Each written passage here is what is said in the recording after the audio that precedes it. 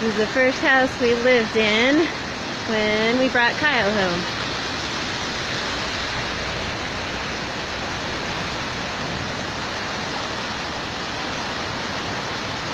Pretty crazy. The river is usually about 10 feet down the bank from where this truck's parked.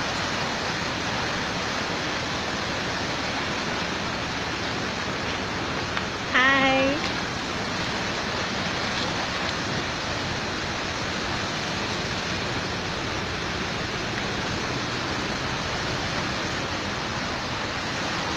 That's crazy.